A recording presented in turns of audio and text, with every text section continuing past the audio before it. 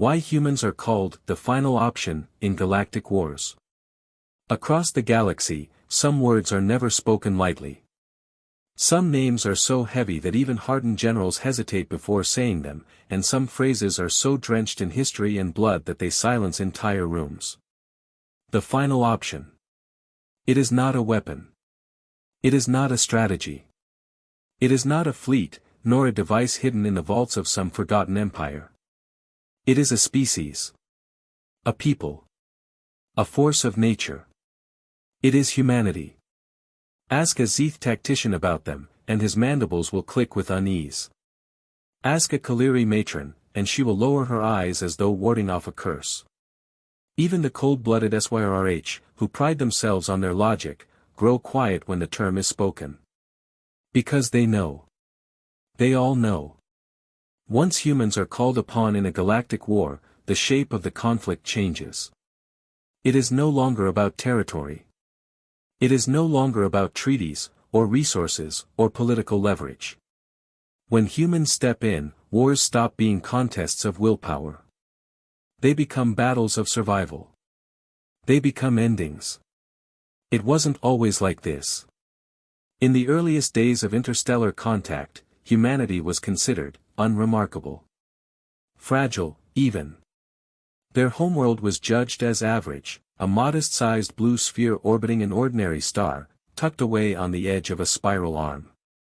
Their technology was primitive compared to that of the great civilizations. Their bodies were soft, their lifespans short. At first, they were dismissed as inconsequential. Another mammalian species, the records noted. Emotional. Impulsive. Limited. But history has a cruel way of mocking those who underestimate. For in the decades that followed their arrival on the galactic stage, one fact became impossible to deny: humans survived what others could not. The stories began quietly. A human crew stranded on a frozen moon where temperatures plunged far below survivability.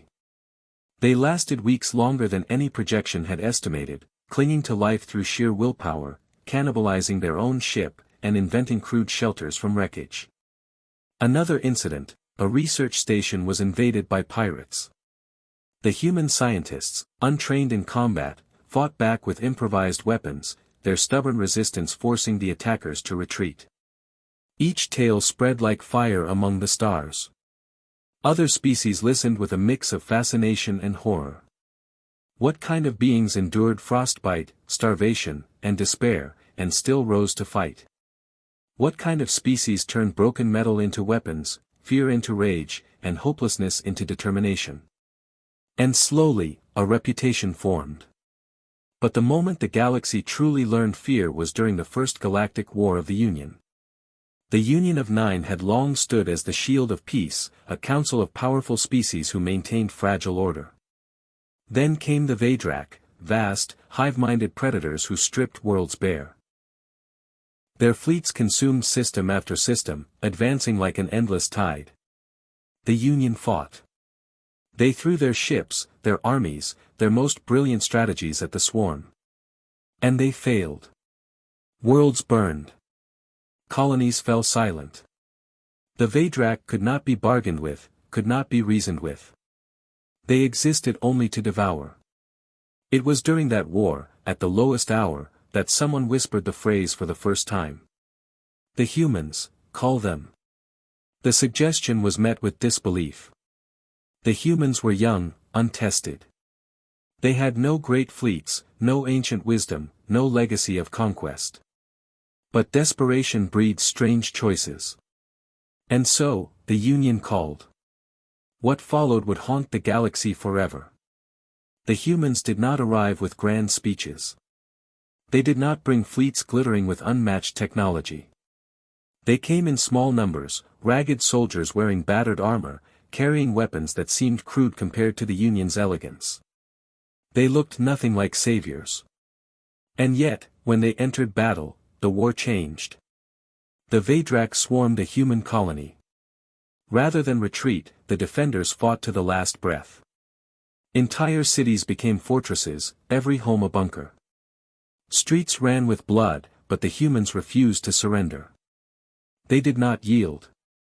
When the swarm advanced deeper, the humans unleashed tactics the galaxy had never seen. Guerrilla ambushes. Suicide strikes. Detonations of entire facilities to deny resources. They weaponized desperation itself. The climax came at the Battle of Karthos Belt, where the Vedrak fleet prepared to crush the Union's last defense. Human pilots, knowing they could not match the swarm ship for ship, did something unthinkable. They rammed their own vessels into the enemy, detonating reactors at point-blank range. Entire wings of ships vanished in fire. Billions died that day. But the swarm broke. The galaxy was saved. And yet no one celebrated. Because what they had witnessed was not triumph. It was annihilation. It was survival at any cost. The Union elders looked upon the humans and understood something terrible. This was a species that did not measure war in victories. They measured it in conclusions. To summon humans was to unleash an ending. And so the phrase was born. Quiet at first, whispered in military councils, the final option. A name not of honor, but of dread. Across the centuries that followed, its reputation continued to grow. Commanders began to use it as a warning. When all else had failed, when armies had broken and worlds had burned, they would look across the table and say, "Shall we call the final option?" The room would fall silent. Everyone knew what that meant. It meant no compromise. No retreat. No mercy.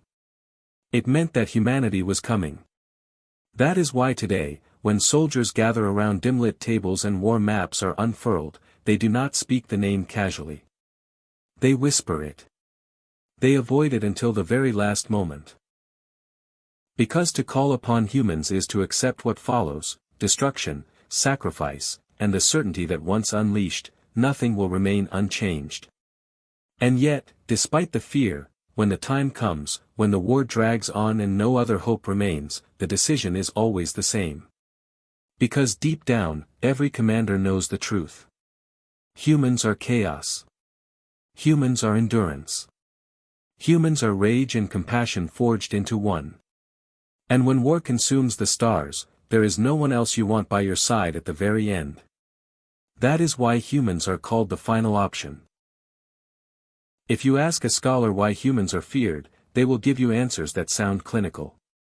They will speak of biology, of chemistry, of instincts.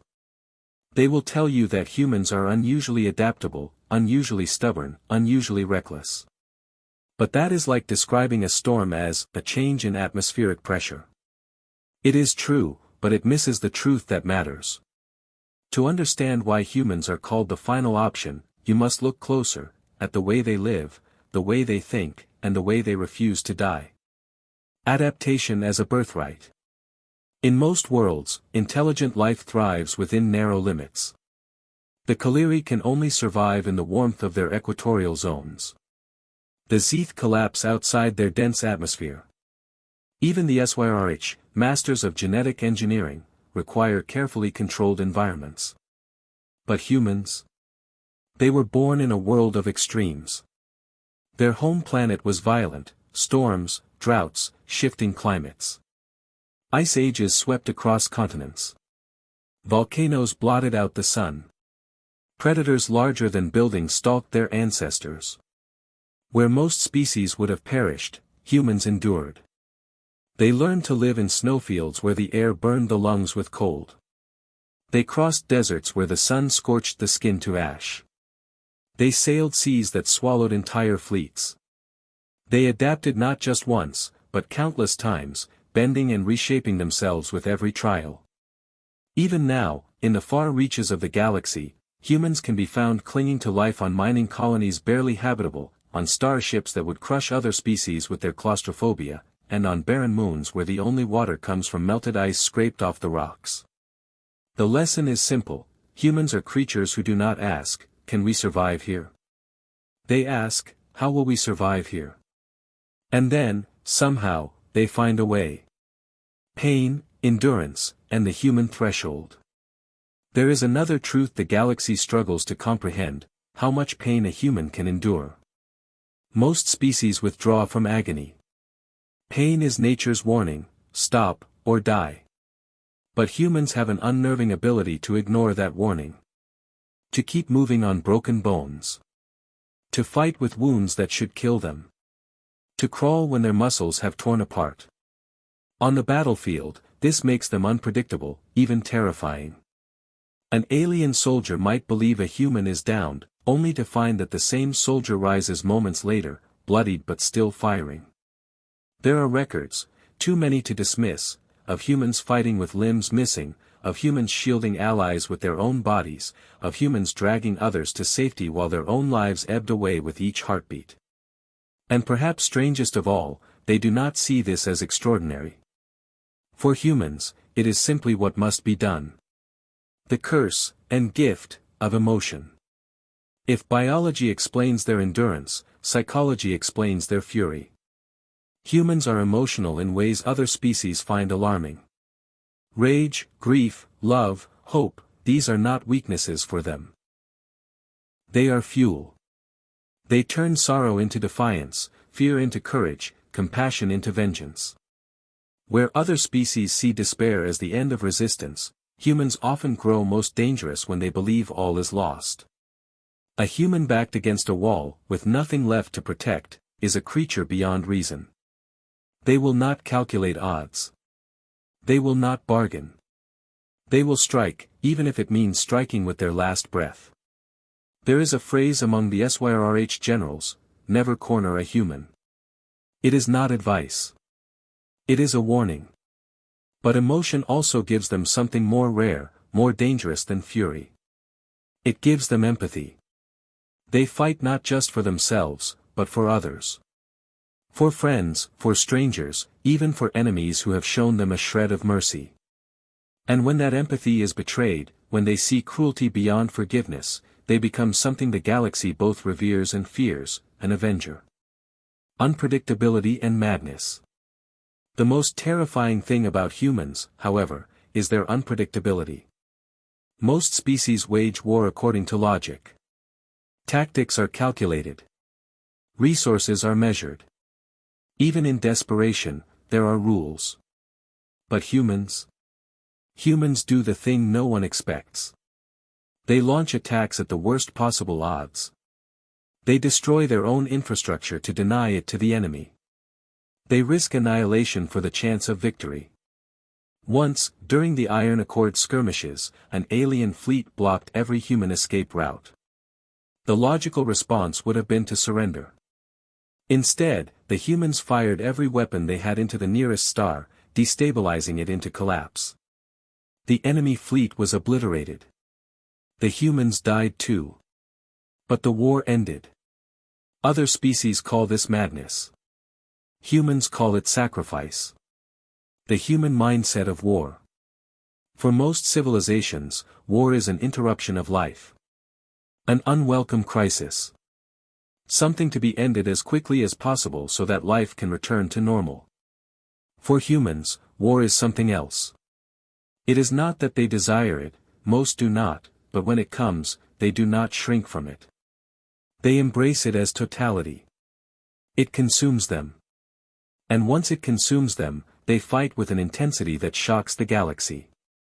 They do not fight only to defend their homes. They fight to annihilate the idea of their enemy. They fight to ensure the enemy never rises again. It is why their history is written in last stands, in scorched earth, in victories that look like tragedies. It is why, once unleashed, they are never forgotten. A species that refuses to die. Perhaps the best way to understand humanity is this: they refuse to accept extinction. Other species have fallen in history. Civilizations that shone bright, then dimmed and vanished. Some were destroyed by war. Some by famine. Some by time itself. But humans? They have stared at extinction countless times: asteroids, plagues, wars that killed millions, weapons that could have erased them, and each time, they clawed their way back. The galaxy has begun to notice a pattern. When humans are cornered, when survival seems impossible, they do not vanish quietly. They explode outward, like a dying star. They burn everything around them rather than fade. And in that fire, they are reborn. The alien view.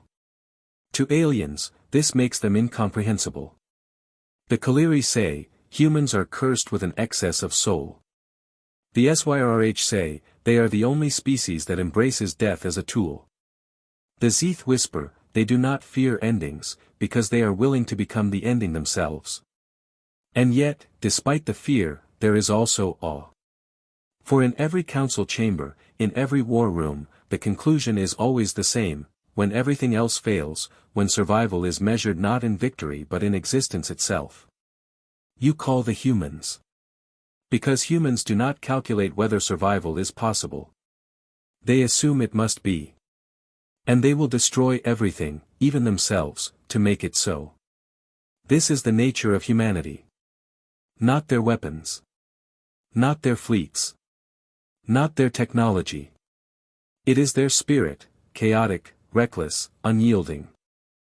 This is why they are called the final option. Because when humans enter a war, it does not continue. It ends. The first war that changed everything. History is littered with wars, but not all wars are remembered. Most fade into records, numbers, charts, and treaties. But some wars become scars on the galaxy itself, etched so deeply that even centuries later, species still speak of them in hushed tones. For humanity, the scar was the first Union war against the Vedrak swarm. It began, as many calamities do, with arrogance. The rising threat. The Vedrak were not like other civilizations. They were not diplomats, not traders, not builders. They were devourers. Their hive fleets swept across systems like locusts across fields. They did not conquer. They consumed. Worlds that fell to them were stripped bare, oceans boiled away, forests turned to ash, cities reduced to rubble. Nothing living remained.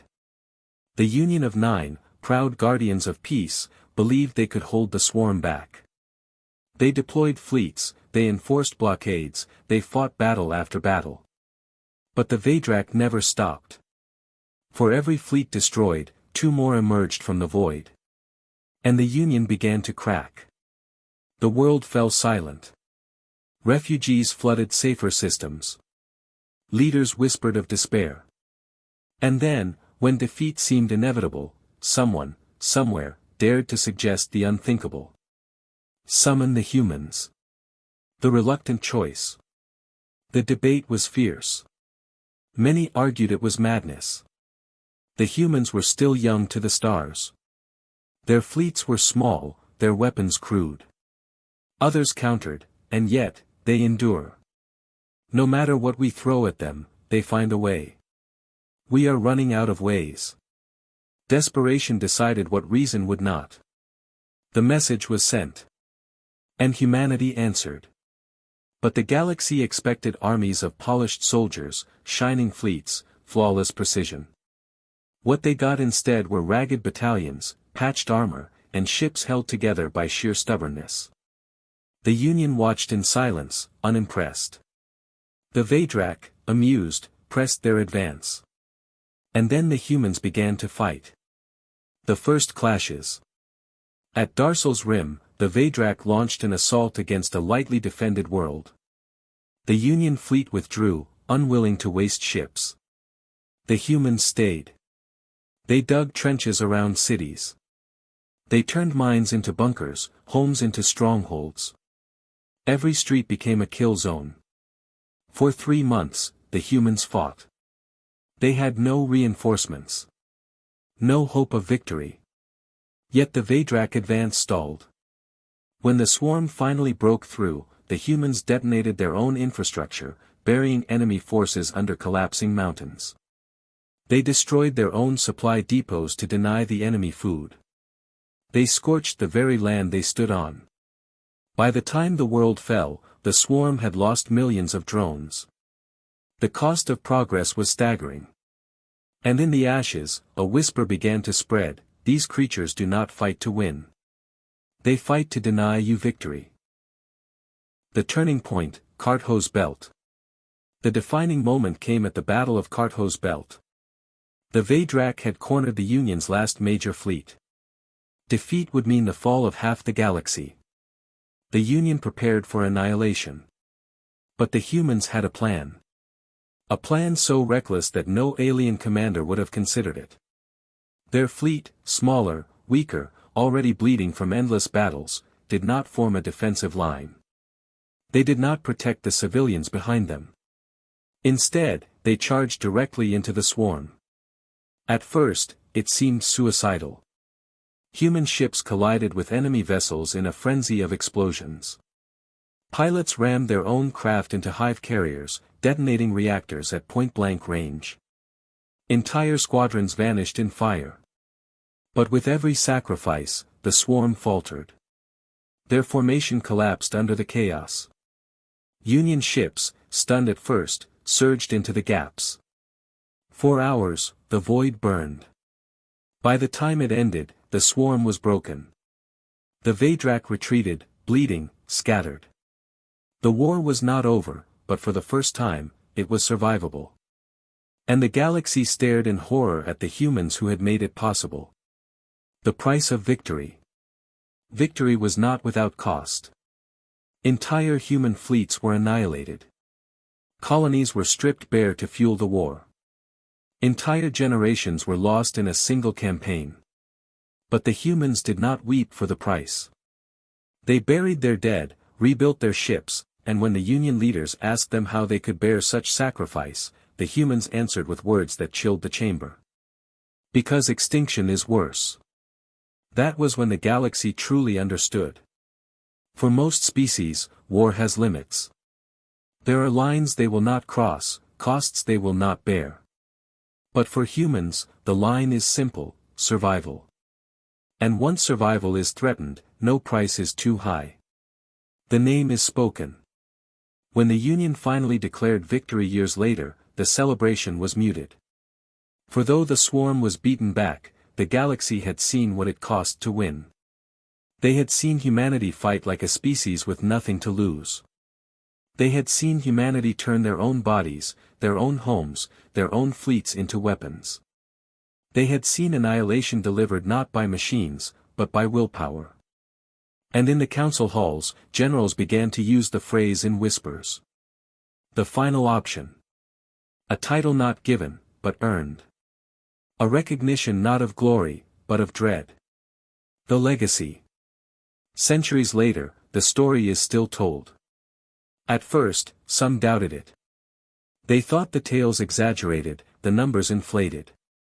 But survivors, both human and alien, tell the same stories. They remember the soldiers who fought with shattered limbs. The pilots who flew their burning ships into enemy carriers. The engineers who detonated reactors with themselves still inside.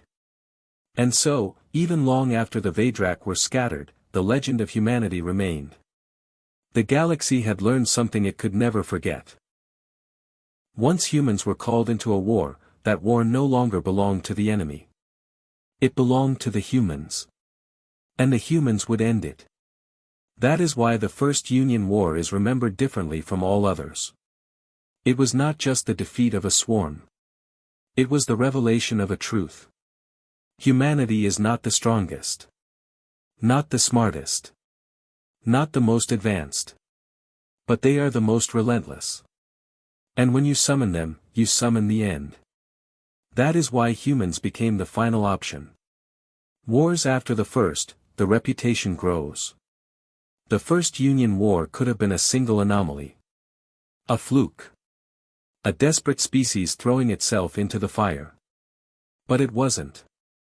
The galaxy waited, nervous and uncertain, to see if the humans would fade back into obscurity. Instead, history unfolded with cruel clarity, the pattern repeated. Again and again, in different places, under different skies, humanity was summoned. And each time, the lesson was the same. The humans are not your first choice. They are your last. Your final card. The final option. The Goran crisis, the starved wolves. The Goran conflict erupted less than a century after the Swarm War. The Goran were a predatory species, raiders who enslaved entire planets to fuel their empire.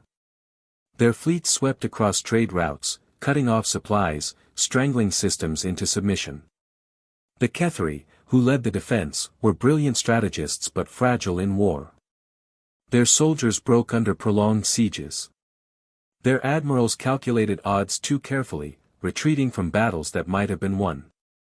It was the humans who volunteered first. They didn't fight like the Ketheri. They fought like wolves. Cut off from supplies, low on food, outnumbered 3-1, the humans fought anyway. They learned to survive on stolen rations, on whatever could be harvested from hostile worlds. One account from a Ketheri officer describes walking into a human encampment after a siege. They looked like starved beasts, thin, hollow-eyed, but still sharpening their blades. Any other army would have collapsed into mutiny. The humans only grew more dangerous. The Goran expected surrender. What they received was slaughter. Small human squads slipped behind their lines, destroying supply depots, capturing ships, and even freeing slaves who joined the rebellion. The Ketheri called them the starved wolves. The Goran called them demons. But the galaxy remembered something else: humans do not need comfort to fight. They only need a reason.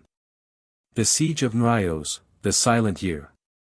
The Siege of Nrios is still whispered about in military academies.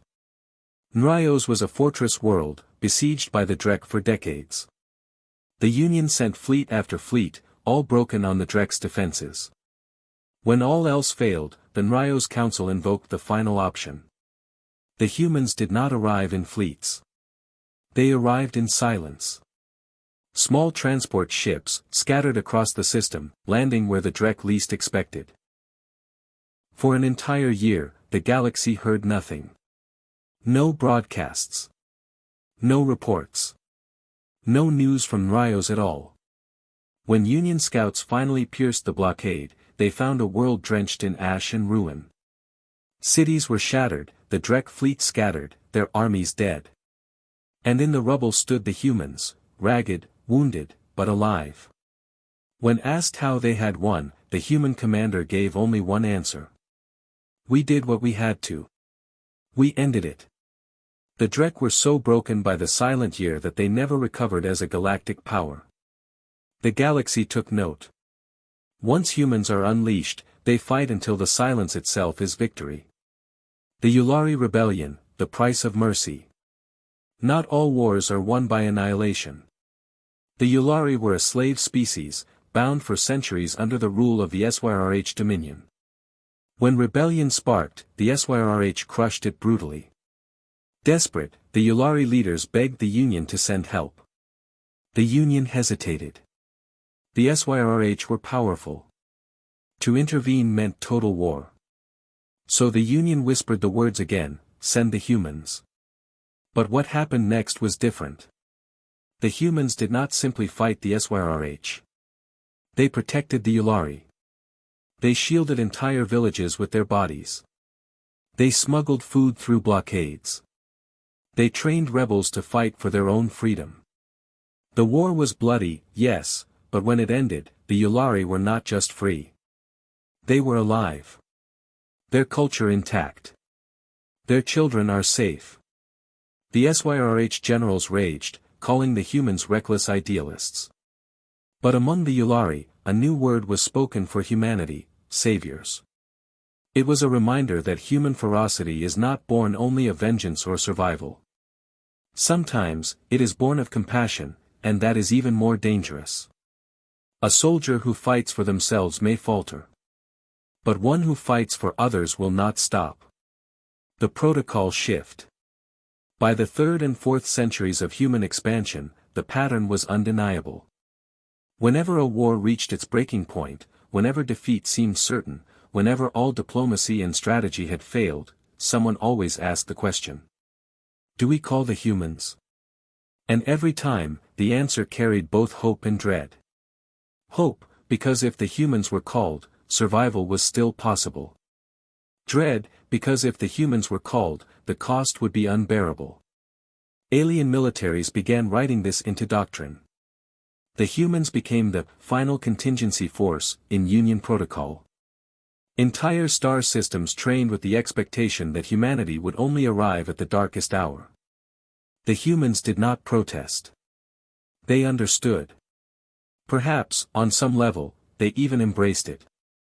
For in their own history, long before the stars, they had been the same, the last defenders, the last survivors, the ones who rose when everyone else had fallen. The reputation crystallizes. By the time the century turned, the title was no longer whispered. It was spoken openly as fact. The final option. To speak was to summon images of fire and ruin, of soldiers who fought through starvation, of fleets that ran themselves into victory, of rebels who survived only because humanity refused to let them die. To speak was to admit you had reached the end. And yet, to speak it was also to admit you still had a chance. So the legend spread. So the galaxy learned. So the humans became more than soldiers. They became inevitable. Not the first choice. Never the first. But always the last. And always the end. The philosophy of fear and respect. The echo in alien minds. For many species, the phrase, final option, is more than military jargon. It is a prayer. Or a curse. Or both. In the academies of the Ketheri, cadets are taught, if the humans are summoned, know that the war has already gone too far. Among the Drek, children whisper frightening stories, do not anger the humans, or they will come at the end and burn your world to ash. On Yulari worlds, however, the phrase carries warmth, if the humans come, we will be saved. And so, the title divides the galaxy. Some speak it with dread. Others with hope. And most with both. The paradox of humanity. Alien philosophers debate endlessly, how can one species embody such extremes? The Zarin scholars say humans are reckless, ruled by emotion, unable to calculate consequences properly. To them, humanity's courage is simply a form of madness, useful, but terrifying. The Yulari elders disagree. They say humanity fights so fiercely because they feel others' pain as their own. That their recklessness is not madness, but empathy pushed to its breaking point.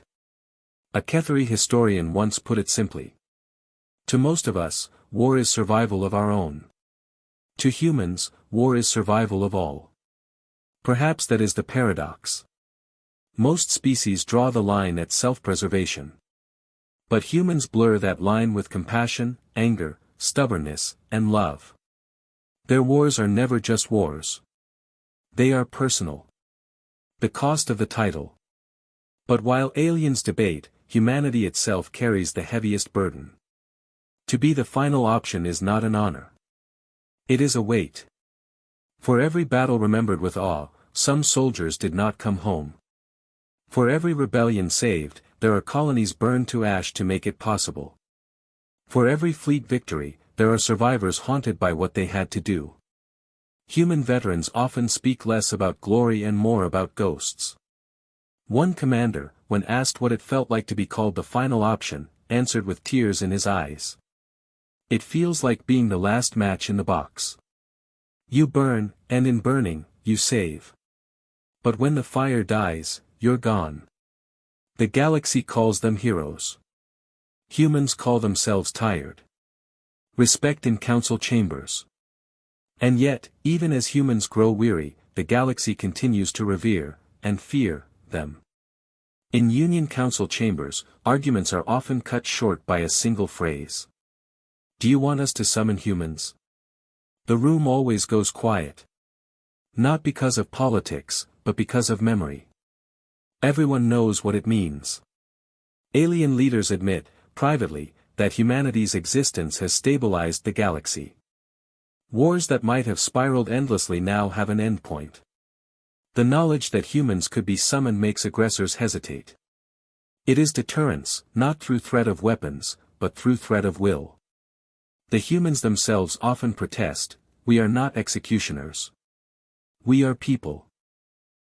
But the galaxy only nods politely, pretending to listen, while filing their names under the same category, last resort. Stories that shape civilizations. Generations pass. The wars fade into textbooks.